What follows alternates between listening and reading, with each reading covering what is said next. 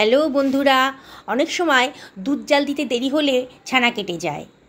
আজকেও যেমন হয়েছে, দুধটা জাল দিতে দেরি হয়েছে আর দুধের ছানা কেটে গেছে। আর দুধের ছানা কেটে গেলে আমি কিন্তু এই রেসিপিটাই বানাই। এক প্যাকেট দুধেই আমার পুরো পরিবারের জন্যে নাস্তাটা হয়ে যায়। আপনারা কি করেন এই দুধের ছানা কেটে গেলে? দারুণ টেস্টি এই রেসিপিটা কিন্তু টাটকা ছানা দিয়েও করা যায়। আমি এই রেসিপিটা প্রায়ই বানাই। আপনারা শেষ পর্যন্ত ভিডিওটা দেখুন, আপনাদের খুবই ভালো লাগবে এই রেসিপিটা। আমি একটা কড়াই গরম করতে দিয়ে দিয়েছি, 2 টেবিল চামচ মতো সাদা তেল দিয়ে দিয়েছি। তার মধ্যে দিয়ে দিলাম 1/2 টেবিল চামচ মতো গোটা জিরে আর একটা পেঁয়াজকে কুচি করে কেটে রেখেছিলাম দিয়ে দিলাম।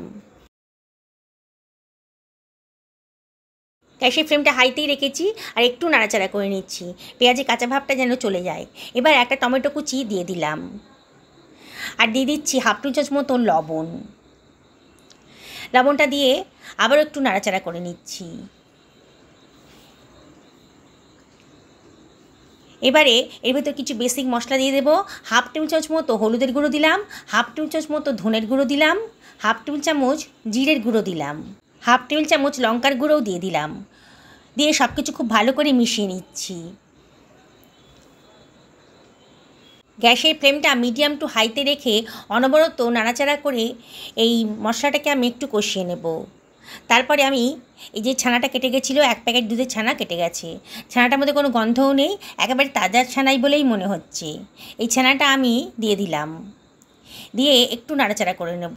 গ্যাসের ফ্লেমটা এবারে মিডিয়াম টু লোতে রেখে দিয়েছি। একটু নাড়াচাড়া করে নিচ্ছি। তারপরে আমি দিয়ে দিচ্ছি 3খানা সেদ্ধ করা আলু স্ম্যাশ করে রেখেছিলাম, দিয়ে দিলাম। আর এর ভেতর দিয়ে দিচ্ছি কিছু কাঁচা লঙ্কা কুচি, টেস্টি হবে।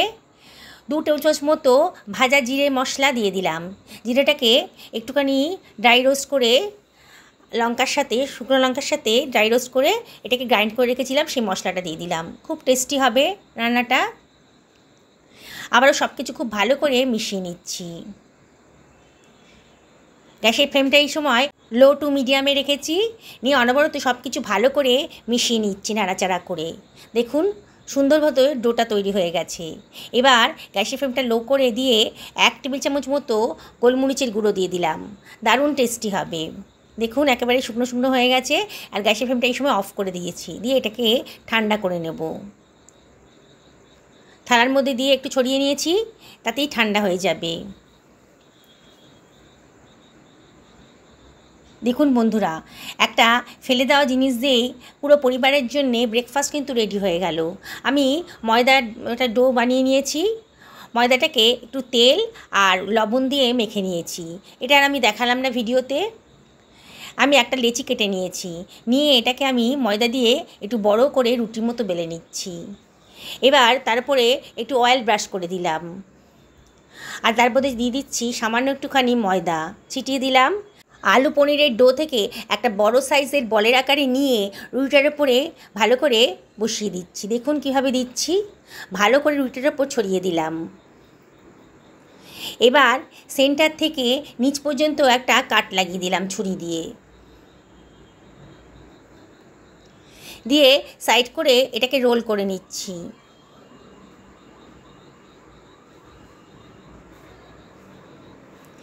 এইভাবে পরোটা বানালে দারুণ টেস্টি হবে, আর পুরটাও কিন্তু বেরোবার সম্ভাবনা থাকে না। তবে ওপর থেকে চাপ দিয়ে এটাকে একটা লেচির মতন করে নিলাম। হাত দিয়ে চাপ দিয়ে দিয়ে লেচিটাকে একটু বড় মতো করে নিয়েছি, দিয়ে ওপর থেকে ময়দা ছড়িয়ে হালকা হাতে এটাকে একটু বড় করে বেলে নেব। খুব বেশি বড় করব না, একটু মোটাই হবে।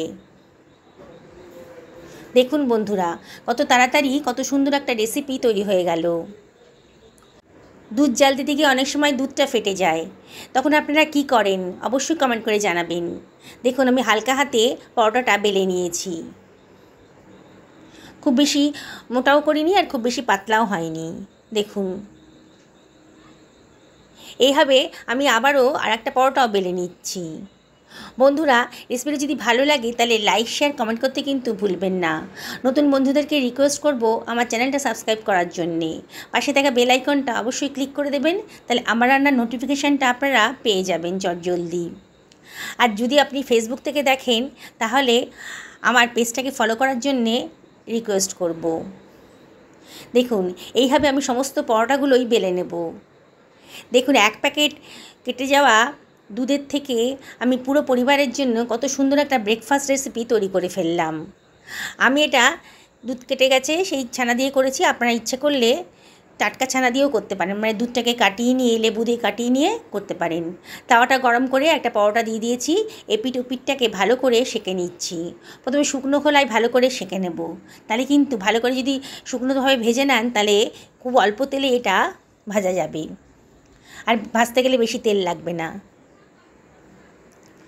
দেখুন এপিঠ ওপিঠ চেপে চেপে ধরে স্প্যাচুলা দিয়ে চেপে চেপে ধরছি আর সুন্দর করে ভেজে নিয়েছি। মনে হচ্ছে ভাজাটা হয়ে গেছে। এবার ওপর থেকে অল্প পরিমাণ তেল দিয়ে দিলাম, দিয়ে আবার ওইটাকে উল্টে দেব। উল্টে দিয়ে আবারও ওপর পিঠেও সামান্য একটু তেল দিয়ে দেব। খুবই ক্রিস্পি হয়ে ভাজাটা হবে। দেখুন বন্ধুরা, কত টেস্টি একটা রেসিপি কিন্তু আজকে তৈরি হয়ে গেল।